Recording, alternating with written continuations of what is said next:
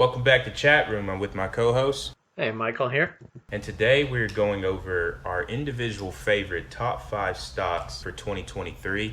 This is not financial advice, so invest at your own risk, but we're just going to go over today like pretty much what we think is going to pretty much have like over a 20% return from here in July 22 to July 2023. And do you want to go first, Michael, with your first stock?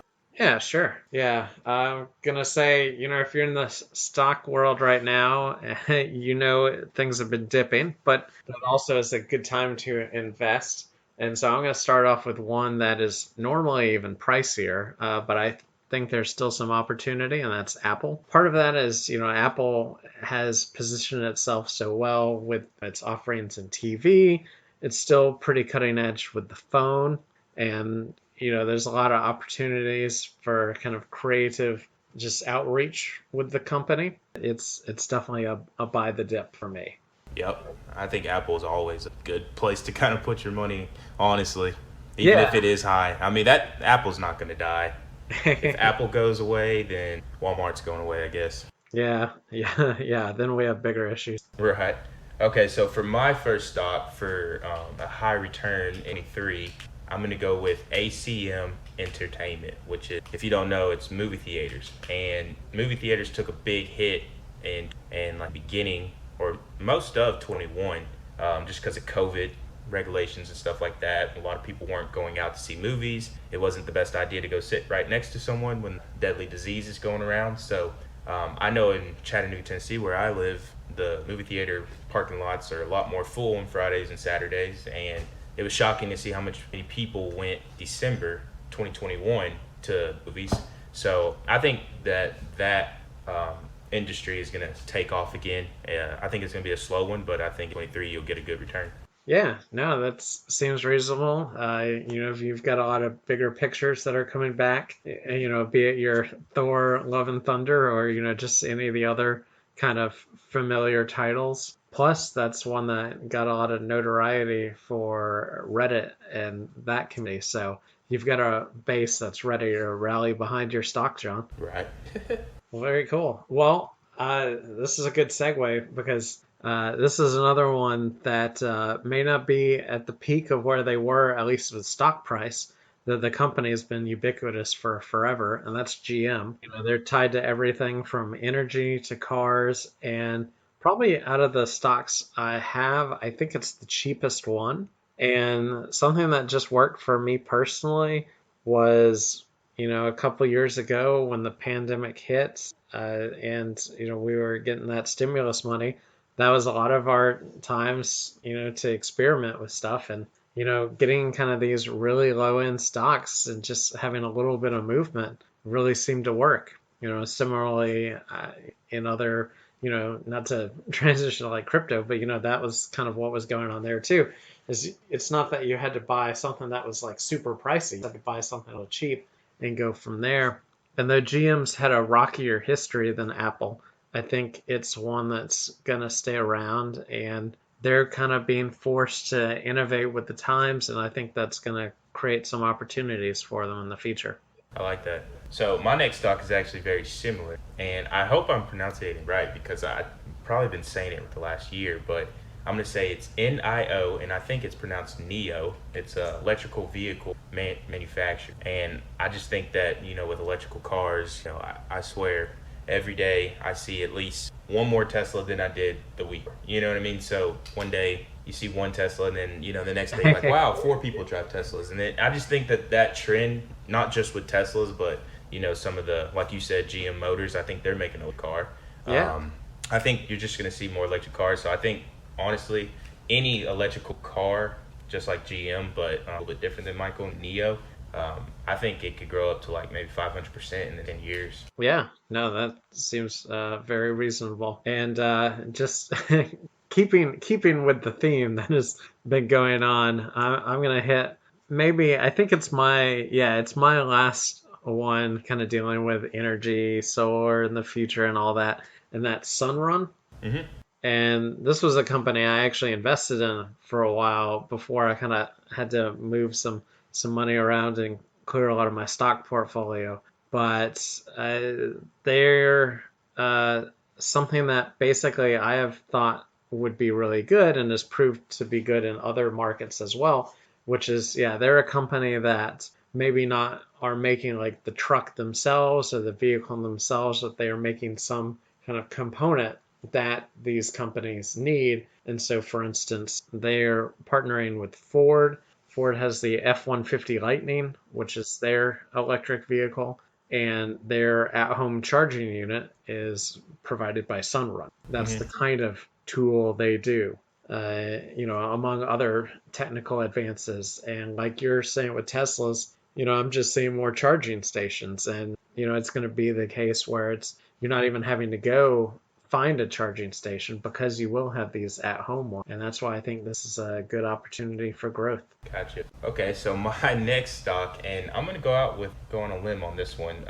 It's called Snowflake, and Snowflake is a company that is like it's pretty much like a warehouse for cloud data for different companies. And a lot of people don't know, but like on your iPhone, like iCloud, that's actually made up of he's running all that data in the cloud. Even though the big company that everybody knows is iCloud, but there's a lot of smaller companies like kind of getting into the cloud business of a lot of business using that for customer data, internal data. So I just think that, with the more technology and the more files we save and the more pictures we save, the more messages, emails, just keeping the data in the cloud, basically can't see it.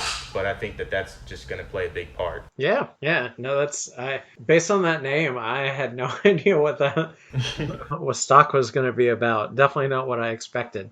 But yeah, everything's turning to the cloud, so I'm curious to see how that one moves in the future. I feel like my next two feel like cop outs because you went with a real risk there, Yeah. and my next two, especially the next one, is a very familiar name. You may have heard of it. It's Disney. Oh, yeah. And Once or yeah, twice. Disney, it's kind of like Apple. It's one that generally does really well. In fact, it's so secure that I listened to some economic podcasts, and one of them was talking about how Disney stocks, more than maybe any other, are given as gifts. So, like, if you have a newborn child, somebody will gift a stock of Disney. Mm. And, part of it is because Disney has that family friendly association. So it's not like when the kid's going to get older, they're like, oh, but I didn't want to invest in Saudi oil or, in Marlboro. Right. Disney's a little more like all ages, it's cool. But it's also one that has had a lot of growth and continues to kind of outperform thanks to really just the incredible amount of companies it owns, whether it's like the ABCs, the Marvels of the world, plus it's got, its own channel. I believe they own Discovery. It's just so many elements to it. And while there's always a risk with that, because, there's caps to all these, I feel like Disney is always finding a kind of entertain us more. And while I'm sure some of these companies that helped during the pandemic years really keep us engaged, be it Netflix. I know Netflix is taking a hit. I think though Disney will be one that will fill the void of some of these other streaming services, these other entertainment services, as they maybe don't weather it as well. Right, right, right.